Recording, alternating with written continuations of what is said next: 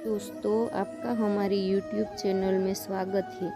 आज हम आपके लिए भगवान श्री कृष्ण के जीवन की 10 ऐसी बातें बताने जा रहे हैं और सर्वश्रेष्ठ सूत्र का वीडियो लाए हैं। जन्म से लेकर देह त्याग तक भगवान कृष्ण के जीवन की लगभग हर घटना में कोई सूत्र है। युद्ध भूमि पर दिया गया गीता का उपदेश या फिर संसार का श्रेष्ठतम ज्ञान माना जाता है।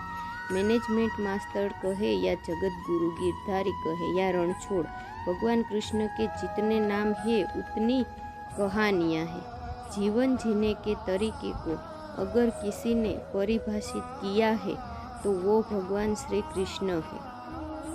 कर्म से होकर परमात्मा तक जाने वाले मार्ग को उन्हीं ने बताया है। संसार से वैराग्य को सिरे से नकारा है। कर्म का कोई विकल्प नहीं, ये सिद्ध किया। श्री कृष्ण कहते हैं, मैं हर हाल में आता हूँ।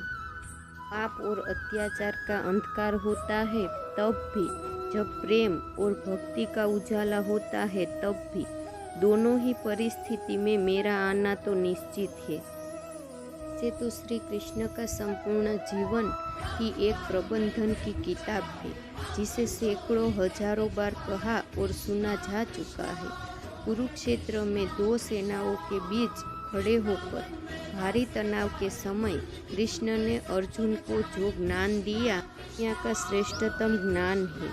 गीता का जन्म युद्ध के मैदान में दो सेनाओं के बीच हुआ था। जीवन की श्रेष्ठतम बातें भारी तनाव और दबाव में ही होती है। अगर आप दिमाग को शांत और मन को स्थिर रखने की कोशिश करें तो सबसे बुरी परिस्थितियों में भी आप अपने लिए कुछ बहुत बेहतरीन निकाल पाएंगे। कृष्ण सिखाते हैं, गीता पढ़ने से पहले अगर इसी बात को समझ लिया जाए तो गीता का पढ़ना सफल हुआ। श्री कृष्ण का जीवन ऐसे ही बातों से भरा पड़ा है। जरूरत है तो सिर्फ नजरिए की। उनका जीवन आपके लिए मैथोलॉजी का एक हिस्सा मात्र भी हो सकता है और आपका पूरा जीवन बदल कर रख देने वाला ज्ञान भी। आवश्यकता हमारी है, हम उनके जीवन से ज्ञान लेना चाहते हैं। कृष्ण मात्र कथाओं में पढ़ा या सुना जाने वाला पात्र नहीं है, वो चरित्र और व्यवहार में उतारे जाने वाले देवता है।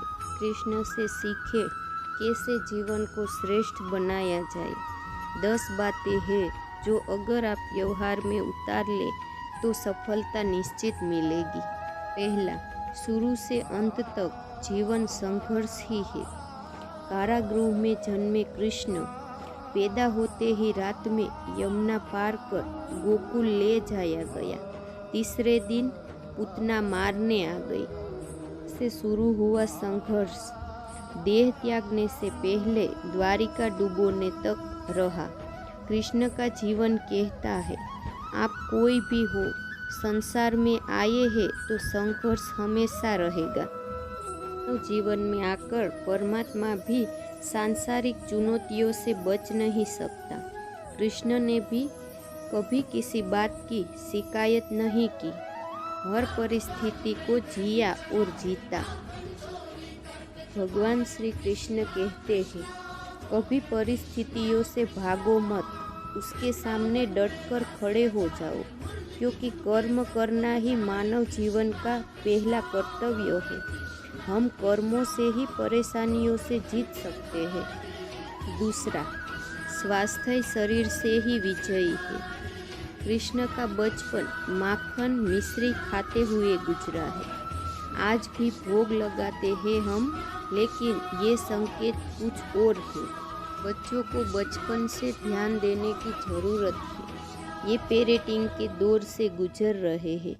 युवाओं के लिए एक बड़ा मैसेज है, अपने बच्चों को ऐसा खाना दे जो उनको बल दे। सिर्फ स्वाद के लिए ही ना खिलाए, तभी वे बड़े होकर स्वयं को और समाज को सही दिशा में ले जा पाएंगे। तीसरा, पढ़ाई किताबी ना हो, रचनात्मक हो। कृष्ण ने अपनी शिक्षा मध्य प्रदेश के उज्जैन में सांदीपनि ऋषि के आश्रम में रहकर पूरी की थी। कहा जाता है कि 64 दिनों में उन्होंने 64 कलाओं का ज्ञान हासिल कर लिया था। वैदिक ज्ञान के अलावा उन्होंने कलाएं सीखी। शिक्षा ऐसी ही होनी चाहिए जो हमारे व्यक्तित्व का रचनात्मक विकास करे। संगीत, नृत्य, युद्ध सहित 64 कलाओं कृष्ण के व्यक्तित्व का हिस्सा है। बच्चों में कोरा ज्ञान ना भरे, उनकी रचनात्मकता को नए आयाम मिले, ऐसी शिक्षा व्यवस्था हो। रिश्तों से ही जीवन है, बिना रिश्तों के कुछ नहीं है।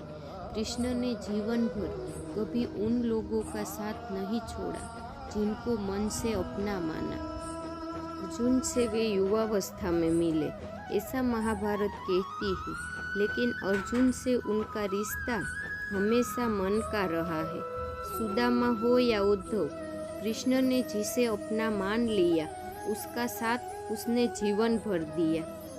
रिश्तों के लिए कृष्ण ने कई लड़ाइयाँ लड़ी और रिश्तों से ही कई लड़ाइयाँ जीती। उनका सीधा संदेश है, सांसारिक इंसान की सबसे बड़ी धरोहर रिश्ते ही है। अगर किसी के पास रिश्तों का थाती नहीं है तो वो इंसान संसार के लिए गैर जरूरी है। इसलिए अपने रिश्तों को दिल से जिए, दिमाग से नहीं। 5वां, नारी का सम्मान समाज के लिए जरूरी। राक्षस नरकासुर का आतंक था। करीब 16,100 महिलाओं को उसने अपने महल में कैद किया था। महिलाओं से बलात्कार में उसे सुख मिलता था। कृष्ण ने उसे मारा, सभी महिलाओं को मुक्त कराया, लेकिन सामाजिक कुरीतियां तब भी थी। उन महिलाओं को अपनाने वाला कोई नहीं था। खुद उनके घर वालों ने उन्हें दूषित मानकर त्याग दिया था। ऐसे में कृष्ण आगे आए। सभी 16,100 महिलाओं को उसने अपनी पत्नी का दर्जा दिया। समाज में उन्हें सम्मान के साथ रहने के लिए स्थान दिलाया। कृष्ण ने हमेशा नारी को शक्ति बताया, उसके सम्मान के लिए तत्पर रहे। पूरी महाभारत नारी के सम्मान के लिए ही लड़ी गई। सो आप कृष्ण भक्त हैं तो अपने आसपास की महिलाओं का पूरा सम्मान करें। कृष्ण की कृपा पाने का ये सरलतम मार्ग है। आपके मतभेद अगली पीढ़ी के लिए बाधा न बने। कम ही लोग जानते हैं कि जिस दुर्योधन के खिलाफ कृष्ण ने आजीवन पांडवों का साथ दिया, उसकी मौत का कारण भी कृष्ण की कूटनीति ही बनी है। वो ही दुर्योधन के रिश्ते में कृष्ण का समधी था। कृष्ण के पुत्र शाम ने दुर्योधन की बेटी लक्ष्मणा का अपहरण करके उससे विवाह किया था, क्योंकि लक्ष्मणा शाम से विवाह करना चाहती थी, लेकिन दुर्योधन खिलाफ था। शाम को कौरवों ने बंदी बनाया। तब कृष्ण ने दुर्योधन को समझाया था कि हमारे मतभेद अपनी जगह है, लेकिन हमारे विचार हमारे बच्चों के भविष्य में बाधा नहीं बनने चाहिए। दो परिवारों के आपसी झगड़े में बच्चों के प्रेम की बलि ना चढ़ाई जाए। कृष्ण ने लक्ष्मणा को पूरे सम्मान के साथ अपने यहाँ रखा। दुर्योधन ने उनका मतभेद हमेशा रहा, लेकिन उन्होंने उसका प्रभाव कभी लक्ष्मणा और शाम की गृहस्थी पर नहीं पड़ने दिया। शांति का मार्ग ही विकास का रास्ता है। कृष्ण ने महाभारत युद्ध के पहले शांति से समझौता करने के लिए पांडवों और कौरवों के बीच मध्यस्थता की। हालांकि दोनों की पक्ष युद्ध लड़ने के लिए आतुर थी, लेकिन श्री कृष्ण ने हमेशा चाहा कि कैसे भी युद्ध टल जाए। झगड़ों से कभी समस्याओं का समाधान नहीं होता। शांति के मार्ग पर चलकर ही हम समाज का रचनात्मक विकास कर सकते हैं। श्री कृष्ण ने समाज की शांति से मन की शांति तक दुनिया को ये समझाया है कि कोई भी परेशानी का तब तक मिट नहीं सकती जब तक वह शांति ना हो। फिर चाहे वो समाज हो या हमारा मन, शांति से ही सुख मिलता है, साधनों से नहीं। 8वां, हमेशा दूरगामी परिणाम सोचे। महाभारत में जुए की घटना के बाद पांडवों को वनवास हो गया। कृष्ण ने अर्जुन को समझाया कि ये समय भविष्य के लिए तैयारी करने का है। शिव, देवराज इंद्र और दुर्गा की तपस्या करने को कहा। कृष्ण जानते थे कि दुर्योधन को कितना भी समझाया जाए वो पांडवों को कभी उनका राज्य नहीं लौटाएगा। तब शक्ति और सामर्थ्य की जरूरत तो होगी। ये कुंडल कवच पांडवों की जीत में आड़े आएंगे, ये भी वे जानते थे। उन्होंने हर चीज पर बहुत दूरगामी सोच रखी। कोई भी फैसला तात्कालिक आवेश में नहीं लिया, हर चीज के लिए आने वाली पीढ़ियों तक सोचा। यही सोच समाज का निर्माण करती है। 9वां, हर परिस्थिति में मन शांत और दिमाग स्थिर रहे। पांडवों के राजसूय यज्ञ में शिशुपाल कृष्ण को अपशब्द कहता रहा। छोटा भाई था लेकिन मर्यादाएं तोड़ दी। पूरी सभा चकित थी, कुछ क्रोधित भी थे लेकिन कृष्ण शांत थे, मुस्कुरा रहे थे। शांति दूत बनकर गए तो दुर्योधन ने अपमान किया। शांत रहे। अगर हमारा दिमाग स्थिर है, मन शांत है, तभी हम कोई सही निर्णय ले पाएंगे। आवेश में हमेशा हादसे ही होते हैं, ये कृष्ण सिखाते हैं। विपरीत परिस्थितियों में भी कभी विचलित नहीं होने का गुण कृष्ण से बेहतर कोई और नहीं जानता है। लीडर बने, श्रेय लेने की होड़ से बचे। कृष्ण ने दुनिया भर के राजाओं को जीता था, जहाँ ऐसे राजाओं का राज्य था जो भ्रष्ट थे, जैसे जरासंध, लेकिन कभी किसी राजा का सिंहासन नहीं छीना। कृष्ण के पूरे जीवन में कभी ऐसा नहीं हुआ कि उन्होंने किसी राजा को मारकर उसका शासन खुद लिया हो। जरासंध को मारकर उसके बेटे को राजा बनाया जो चरित्र का अच्छा था। सभी जगह ऐसे लोगों को बिठाया जो धर्म को ही जानते हो। कभी किंग नहीं बने, हमेशा किंग मेकर की भूमिका में रहे हैं। महाभारत युद्ध में भी खुद हथियार नहीं उठाया, पूरा युद्ध कूटनीति से लड़ा। पांडवों को सलाह देते रहे, लेकिन जीतने का श्रेय भीम और अर्जुन को दिया।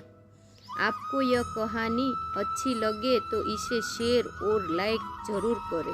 साथ ही और भी धार्मिक कथा को सुनने के लिए हमारी चैनल को सब्सक्राइब करना ना भूलें और नीचे दिए गए कमेंट बॉक्स में हमें ज़रूर बताइए आपका इस कथा के बारे में क्या ख्याल है।